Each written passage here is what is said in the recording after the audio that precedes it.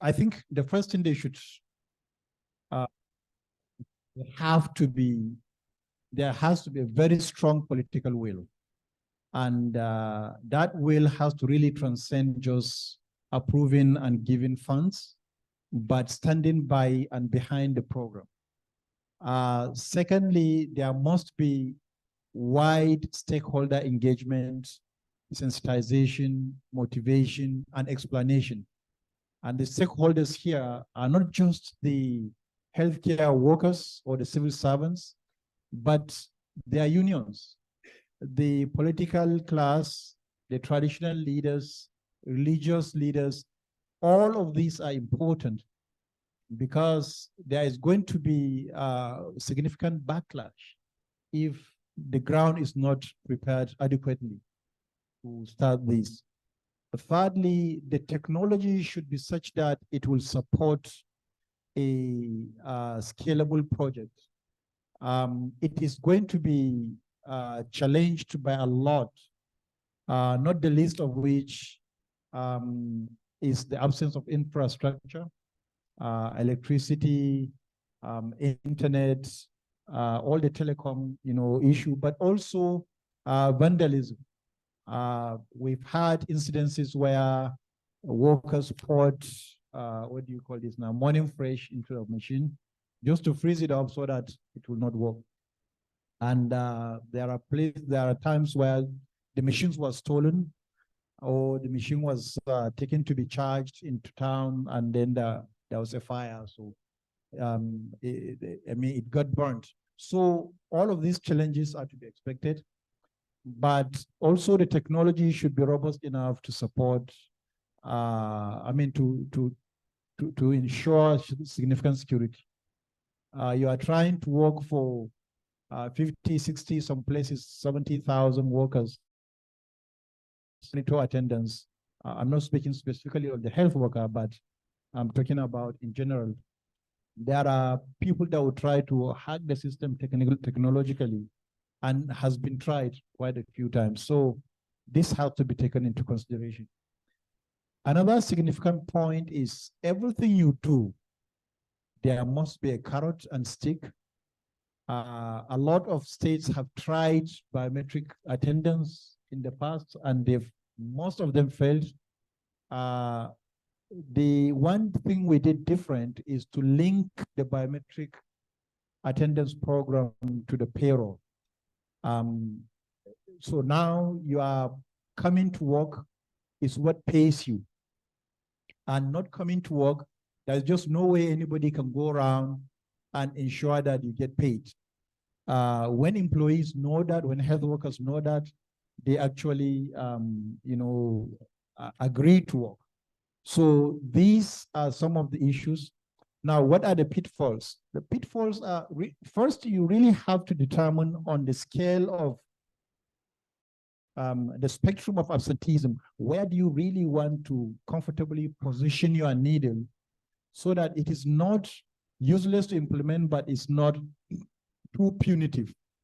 You can move the needle left or right, but when you put it where it is more difficult to implement, you are almost sure going to fail. And, it's an expensive program. So that's one. The next pitfall is to want to do it for cheap.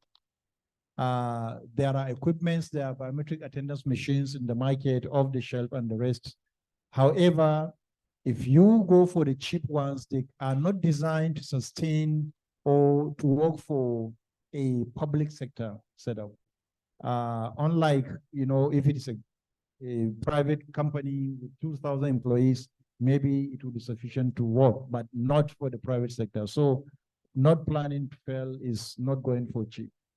Thank you. Thank you very much, sir, for again showing us some insights on how to improve efficiency in optimizing resources for health in Nigeria. So I want to go next to my sister. I want to balance the equation here by having female gender do justice to this question. So Dr. Bolanlema, your USAID-led project has contributed to a lot of institutional capacity strengthening to optimize health. What are the critical lessons you have learned so far? Can you share some of the lessons learned with us? All right, thank you very much. You know, at LHSS, our overall goal is to strengthen the health system towards achieving universal health coverage.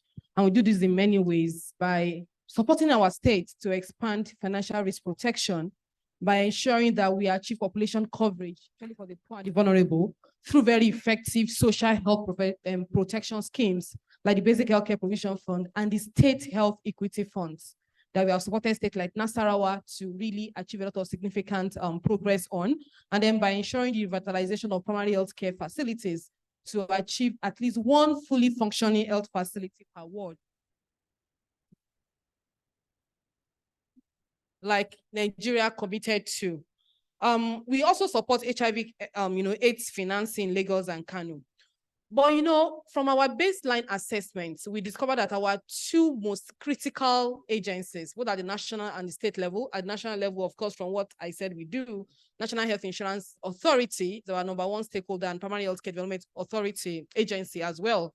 Now, at the state level, the state health insurance agencies and the primary health care boards are the two strategic agencies that are in the foremost part, of the country's response or a state's response to achieving universal health coverage. From our assessments, we found fundamental weaknesses. And what we found was that these weaknesses were systemic. Probably that's the first learning. They were isolated issues that you could pinpoint, but majorly they were systemic. So what we did was to do something about it. We developed a grant, an organizational capacity strengthening grant, and DGI became our grantee through a competitive process. And we did an assessment, and we saw, surprisingly, very similar challenges across three states, Nasarawa, Plateau, and Zamfara states. We did not do in Lagos and Kano because the HPN office is funding this from USAID, and these are the three states that they are targeting. And then we saw that the findings, though somehow different in some ways, but majorly similar. So we found organizational mandate issues where staff don't know how their roles fit to the organizational mandate of their organizations, of their institutions, where staff don't know that they don't have a job description, they just do what they think they are supposed to do. There's no structured performance management system. We have, of course, HRH inadequacies in skills and mix, and a lot of other issues. We have, of course, inadequate resources, but also wastages at different levels.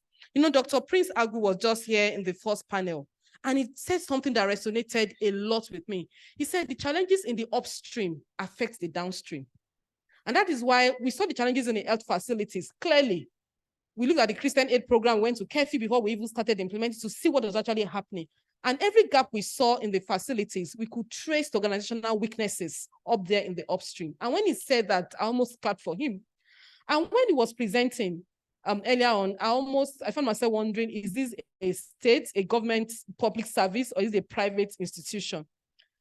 And so we saw that political will and political economy, just like he said just now, is fundamental. And our learning was to start from the top. So we went to Chatham, barely a month after we started, we went to Chatham House with the Nasarawa State Governor, practically followed him there. I went to engage him. We had this discussion before we left. We're going to ask you these questions. And this smart gentleman made this commitment, and we came back home. And again, what he mentioned, stakeholder engagement. He had made the pronouncements. We came back home to his team, and we showed the Commissioner of Health, who was just here, and we said, these are the things the governor said. How do we get this done? And then we sat down with a team and said, these are the things we need to do. So barely 3 months after Chatham House, we had a stakeholder meeting in Abuja.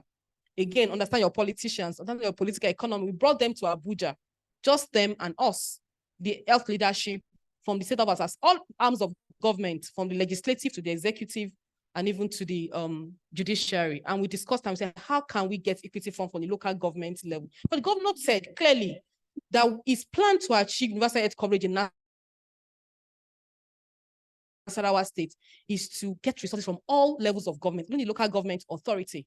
And I was confused as a person. I heard him in person. I said, so I came back and I said, how do we get money from local government areas to pay equity fund when states are not even paying equity fund? And we called chairman together, and surprisingly, Nasarawa became the first state where local government authorities are paying equity fund to cover health insurance for the poor and the vulnerable. And it showed in the data, again, data. Their health insurance coverage moved significantly from 1.06% when we started to 6.02% as at a month ago. This is less than a year. And so political economy understanding is very important. That was why we knew that building capacity of individuals is good. But there are 3 levels of capacity building. There's individual, there's organizational, and there's systemic. We are going to the systemic level.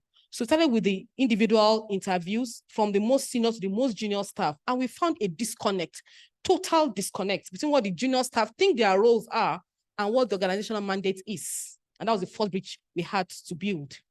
And so we now brought the Ministry of Health together with these 2 agencies as the parent agency. We saw that dichotomy of, the agencies being autonomous and Ministry of Health operating on their own. We brought them together and were able to develop an organizational capacity strengthening plan together. DGI led this process. We just sat, in the room and contributed as necessary. And so now we have a formidable plan of building capacity. Of course, you won't stop work and waiting for capacity to be built completely before you continue. So we've been working and we've seen improvements already. But now we've started this tripod approach that I know Sekinat has presented of combining competency training and leadership training with tools development. Because states like Zamfara lacked tools. It wasn't their fault. It's so far, and insecurity makes it impossible for national stakeholders to get to them. Even us, we had to plan and strategize and pray as we go. And so we are developing tools for them. And then the 3rd approach is mentoring and continuous and quality improvement. And those are the lessons we have learned, that you need money alone is not enough. You need system thinking approaches. You need a sound understanding of political economy, and you need a continuous improvement plan, both at the agency level and at the facility level as well. Thank you. Thank you very much, Dr. Bolanle. I was very excited when you mentioned that money is not enough to build a system.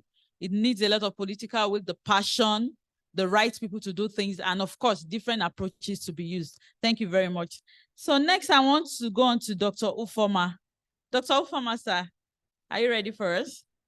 We just want you to highlight the interventions your organization has deployed towards reducing health sector human resource inefficiencies. And of course, how successful are these interventions and what are the critical lessons learned? In 3 minutes. Thank you, sir. Thank you very much. It's very interesting, the conversations we are having today, and I want to thank everyone who has spoken before me. A lot of insights.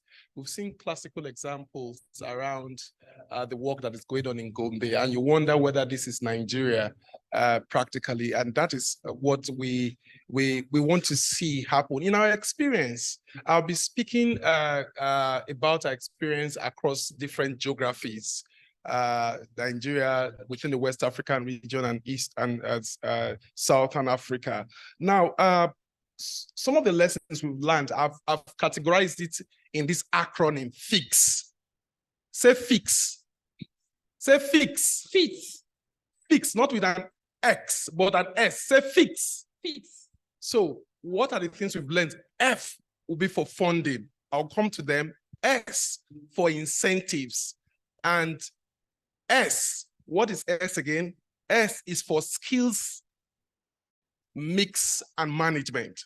So I'll start with skills, mix, and management. What my colleagues have said on the panel earlier on, which has resonated throughout the conversations today, is that for us to optimize human resources for health, we need the right blend of skills to deliver the primary care at the forefront of care. For us to achieve respectful care, you need the right blend of people on the front line. And how do you, have a clear balance of a good skills mix? In a program called Money, it's an MNCH program funded by FCDO, a regional program operated in places like Bungoma County in Kenya. We saw that it was very important to ensure that there's a good balance of the right cadre of providers within a facility to provide respectful care. Now, we did a small study to look at control facilities and, facilities where we had these interventions, facilities where you had a model where providers who have been trained in MNCH care provision, receiving supportive supervision coaching, getting them moved to other facilities to audit, other skill sets, other environment of care to know what good looks like. And those that never got that kind of balance of mix, what we saw was that there was a shoot up in the number of deliveries. Like somebody mentioned, in the case of Delta State, for those facilities that had the intervention, for the period those interventions were operated, there was no maternal death after they came back from those exposure. So for us to optimize, human resources for health, we need to make sure that there's a good mix or a good balance of the right skill sets at the forefront of care and service delivery. Otherwise, all our investments, like you mentioned, that systemic issue, you can't address them. And when we talk about the healthcare, I think Madam Chief Moji mentioned when we started the event today, who are those who are healthcare practitioners in detail? The healthcare system is not made up of only healthcare providers like clinicians. There's a whole matrix or mix of people. And so in tackling interventions that has to do with, getting resources to work, optimizing human resources for health, we must look beyond just the healthcare providers, as in clinicians, as the case may be. Otherwise, we may not get there. That's what has worked for us. The other I is incentives. A lot of time, people talk about incentives as only Naira and Kobo. Fortunately, it's not only Naira and Kobo that's incentives. An incentive can be the environment of work. For example, one of our programs, in Jigawa, for example, what is the environment of work? I'm very sure our brother from Gombe and Yobe, right, who has that facility, when the provider has the right environment for work, the provider has the potential to do more. There's nothing as important when a provider is with a client and he has everything in his possession to provide respectful care for a client. When a provider is in front of a client and knows he needs to administer misoprostol or oxytocin at the right dosage or any medication and doesn't need to break his head to go find it, those have an impact on how we optimize human resources for health. A lot of the jackpot things we've heard about amongst our people is because people feel frustrated. Yes, I come to work, but I don't have the resources or the tools to do the job. How do I provide care for my clients? How do I see someone I know come to my facilities, like someone mentioned, and there's a barrier to access medication? So incentives like making sure the supply chain really works, making sure that essential medication is available for providers when they prescribe. For example, what we did in Sierra Leone was to work with the private sector. That's where PPP comes to, right? Where you establish a robust PPP mechanism that places drug in the business for government to do business like commercial trade. And that's why most of the drug revolving funds, I would say, how are they performing? How are they performing? Are they really sustainable enterprises of government? Is government able to run those effective businesses? So really incentivizing providers, their time of work, the environment of work, the supplies, the commodities, and everything is very critical. It's a sine qua non to really optimize, human resources for health. We wouldn't have providers fatigued out because that I lost my younger sister during childbirth. My image younger sister, she lived with me for a long time. I lost her during childbirth in Lagos. And when the Lagos State government was investigating, the doctor was crying, holding my legs. I didn't have tools to walk. That was about 8 years ago. I didn't have all the resources to walk. The sad thing was that 3 months before that time, I had donated thousands of misoprostol doses to Lagos State government. Yet they were there, but those products were not close to the facility where they needed to be administered. So these are some of the things. Incentives for a provider is beyond Naira and Kobo. It's about those ambulances. It's about those training, like you mentioned. It's about those motivation to do work beyond just expecting them. A lot of times I ask ourselves this question when we go around and we design programs. There's so much effort being expected of CHWs. We talk about it like there was an example from Ethiopia. Oh, CHW. That's one person expected to do all the magic, all the referral, all the this. Does he or she have all the tools and resources to work? That's something. The last thing I would say is funding or financing. I know we talk about a lot that we need to make sure the fund that's available gets to work. What we have done in options is to work with states.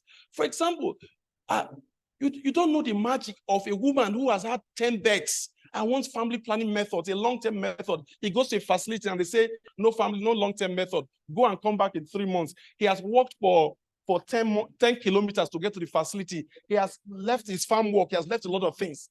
So what have we done in that area? In Kano, for example, we worked with the state government. We worked with stakeholders to repurpose and really look at the allocation that goes to health. And not just the allocation that goes to it, how much is budgeted for family planning commodities, for example, and how much is effectively released. Kano did something which is phenomenal. They released 200 million. Not just only the approval, like we see, we know how budgets are approved and they are not released, but they released those to support the family planning program in Kano. So that's the kind of things we do to optimize, human resources for health. Providers, you agree with me, if you're in the room, clinicians, you are so happy when you save a life, when you provide respectful care to a client. It's not just about hey, and most times we do this. We say, you must do this, you must do this. We need to really make sure that the resources we have really works. And we've done that, like I just mentioned in Kano. Thank you. Thank you very much, Dr. Ofoma. You've shed a lot of light on the hygiene factors that could optimize health resources in Nigeria, including funding, incentives, skills management, and mix. Thank you very much. I would like us to also now go on to Dr. Fatai Ogunlayi. He's online. He's still online with us. Please confirm, Secretariat. So Dr. Fatai, thank you for joining us.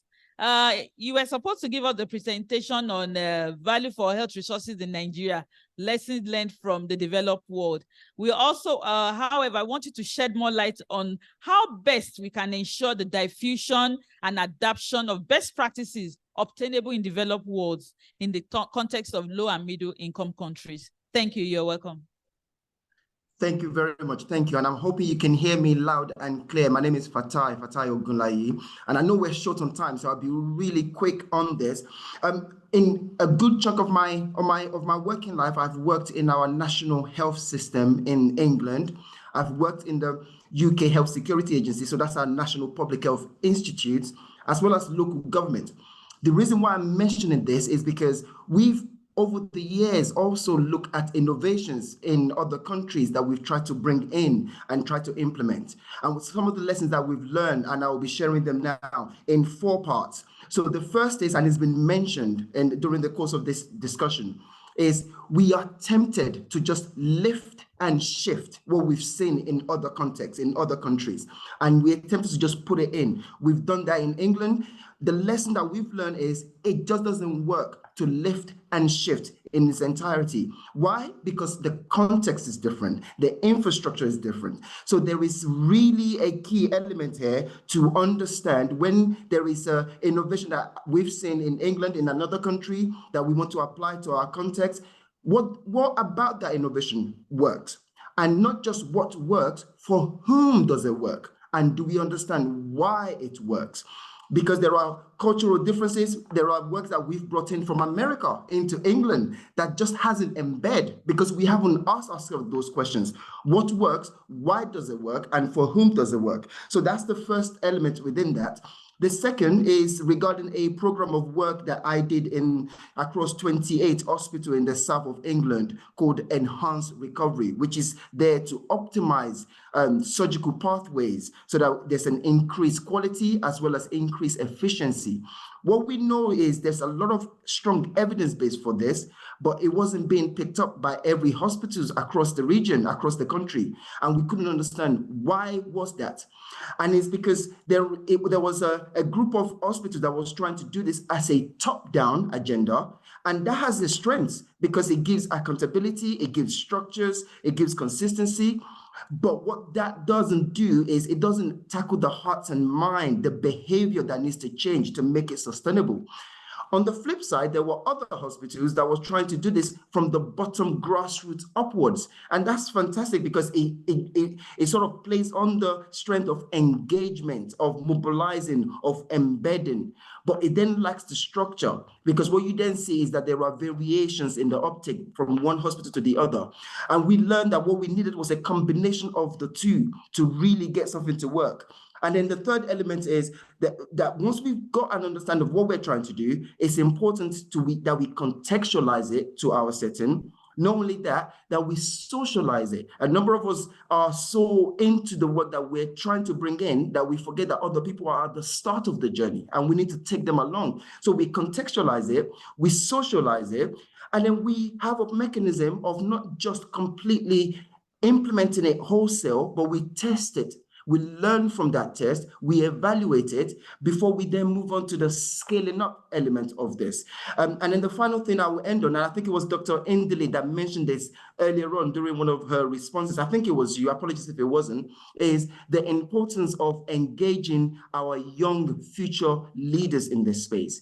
Because one of the things that we've also learned is we go through a lot of rework, reorganization, restructure, redevelopment, and sometimes we are rehashing the old stuff again. Why is that? Because organizational memory. The younger people that comes in, they try that and they redo it again because we haven't brought them to the table to really facilitate that intergenerational learning so that they can then use that as a platform, as an agency to build on to the next iteration rather than starting from fresh. Thank you very much. I will pass over back to you. Fantastic. Thank you, Dr. Fatai, for giving us insight into more value for health resources in low and middle income countries. So finally, I want to pass the baton to Madam Sekinat. Madam Sekinat, what are the replicable human resource for health optimization management practices that are beneficial for improving value for money? All right, thank you very much. So briefly, I'll be talking based on the findings when we conducted the situation analysis of human resource for health landscape in the 10 BMTF focus states. So just a bit of background, also buttressing what Dr. Diana mentioned during her presentation. So we found out that more than half of government health expenditure on health actually goes to paying of salaries. And interestingly, little or no attention is paid to human resource for health management. Talk of supportive supervision, capacity building to ensure that the salary is being paid, we are getting like best services out of it. So little attention is being paid to that in that regards. So that draws our attention more to the fact that for us to optimize human resource for health, we need to talk about workable strategies of human resource for health performance management. An example is the BAT technology that Dr. Jibrin took us through. What you find that is applicable now is the normal civil service annual performance. Yes, the HAPA system, which is not enough when it talks to when it comes to performance of human resource for health, because it has very high level of subjectivity, and it's not just giving us the best when it comes to assessing performance of health workforce. So that's been said. Another thing that has been mentioned in the course of the discussion is the fact that we have high attrition. We have inadequate health workforce. Still, we are being faced with attrition, which is significantly attributed to the JAPA syndrome, like he did mention. But there is one thing that has worked in Lagos State, for instance, which is the standing order for exit replacements. So what you see is that people are leaving the healthcare system, nobody is replacing them, the wage bill is not reducing. So we have the wage bill either being constant or increasing, and the people that are doing the work actually reducing. So a recommendation from this is for other states should also like adopt what Lagos State is doing in terms of giving a standing order for exit replacements. Whoever exits the system is being replaced without having to go through the long process of civil service recruitment and all, so that we know that we are losing expertise. But at the long run, we have so many health workers too who do not have jobs that can easily replace these people who are leaving the system. Then I would also like to talk about the full autonomy for the state primary healthcare development agencies or boards, as the case may be. It's been a while we talking about primary healthcare under one roof towards ensuring one health, one coordination. So what you see is that different states are at different level of implementation of the primary healthcare under one roof. Very few states have been able to achieve it fully, but some have actually transferred the health workers from this board to the from LGA to the board just on paper. And the most difficult thing to even do is the transfer of the financings, the payment of these health workers. So an instance where the state's primary healthcare board is not even responsible for the payment of salaries, it reduces the oversight function and ability to manage human resource effectively. And to round up, I would like to say the achievement of primary healthcare under one roof has a lot to do with political will. We have seen it work in Kaduna State where they had strong political will and they were able to do some coordination of human resource for health. A very difficult one, which is redistribution. So Kaduna State was able to achieve that without political interference because there was strong political will. So I would like to just stop at that because of time. Thank you very much, Madam Sekina, for doing justice to highlighting the management practices for improving value for money in health resources. So I would like to hand over to the chair of the session, Dr. Mohammed Mustafa Lekki, for him to give us an overview of what the panel has discussed. Dr. Lekki, sir, thank you very much, sir. Thank you. I think thanks go to members of the panel.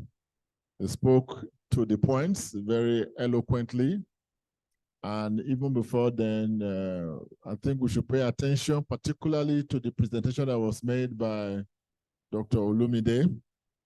The reason why I'm drawing attention to that is because it's about what is trending. The Minister of Health, with his 4-point agenda, is focusing on the issue of sector-wide approaches and the industrialization of health. That's very important in setting the stage as to the direction in which we should be going so that we're all keen into what is trending. Jibri's presentation was very interesting on what's going on in Gombe, right? It reminds me of something I did when I was at the NHIS. At the NHIS, when you come in every morning, you put your finger on a digital device, it clocks you in. And when you are going, you sign off as well.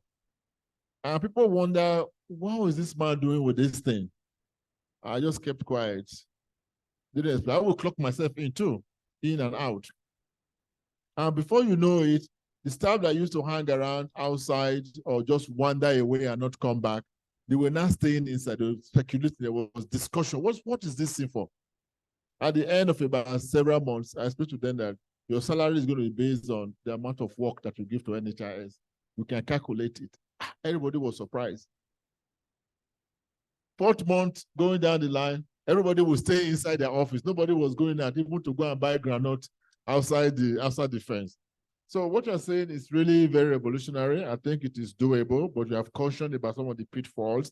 People will resist it. They will destroy. They try to sabotage. It's not inexpensive. So those are well taken good practices. I think majority of states should try to do that so that you can get your staff not come in when they like and leave when they like and not give value, for money. That was a very interesting presentation. And of course, you talked about success factors. One of the key success factors, which is also going through all the presentations today, is the issue of political will.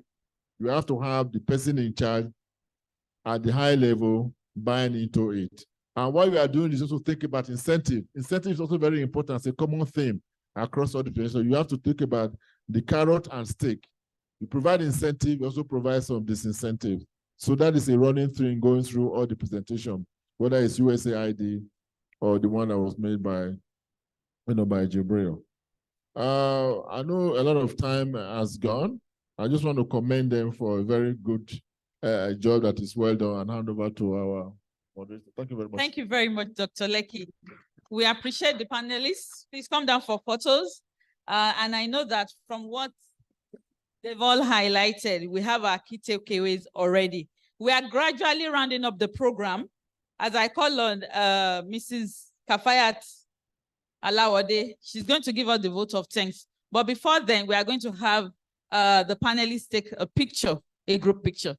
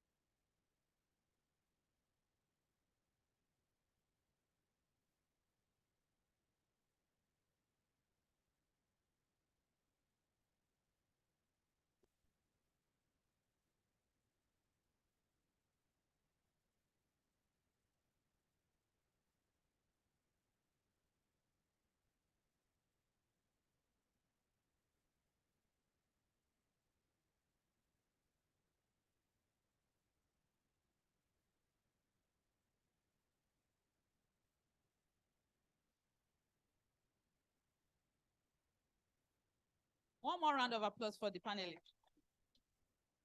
So we are rounding up now with a vote of thanks from the program coordinator of DGI Consult, Mrs. Kafayat Alawode. You have the podium.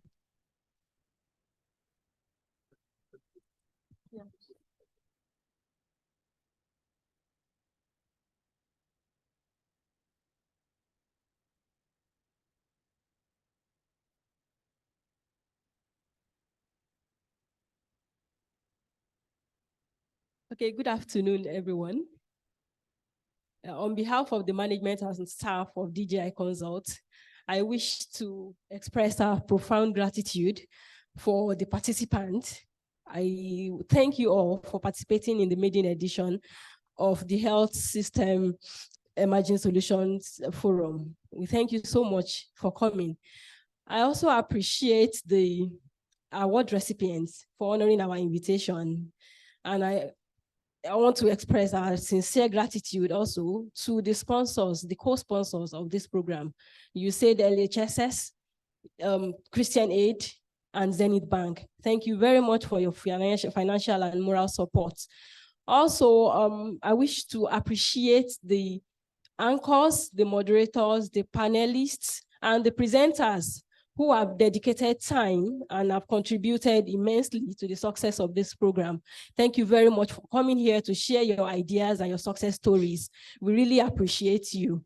And I would not forget to appreciate our funders and our clients who have given us the opportunity to have experiences to share today. I'll appreciate the BMGF, CHAI, GHAI. You said LHSS project, you said IHP, IHVN, KNCV, Yobe, Nasarawa, and Gombe State Health Insurance Agency, the Nigerian Governors Forum, and a host of others. Thank you very much for considering us good enough to give us grants and contracts, which we have been implementing. Also, I would like to thank the UHC, the Nigeria UHC Forum, chaired by Chief Mrs. Mojima Kojuola, for collaborating with us in implementing this beautiful event. Thank you very much. And I also thank you, sir, Dr. Mustafa Leki. You have always been supporting us. We thank you so much for being a father, for all you have done for us. And I also want to thank everyone again immensely, both the online participants and the in-person participants. Thanks for coming here today. I thank the federal and state government institution representatives of the civil society organizations, donors, partners, including the media and the academia. Thank you very much for honoring our invitation. And once again, I say thank you to you, and I hope when we invite you for the next edition of this program, you will honor our invitation as you have just done now. So once again, thank you very much, everyone, and I wish you a beautiful evening. Bye. Thank you, Mrs. Kafayat. And so we have come to the end of today's program. My humble self, I remain Dr. Bukola Shitu-Muideen. I'm a project coordinator at Farm Access Nigeria. Thank you very much, and safe trips back to your destinations. And finally, lunch is served. We all should have our meal tickets. Please kindly walk down the aisle to have your meal, your lunch. If we have any other announcements, Madam Esther will come and give.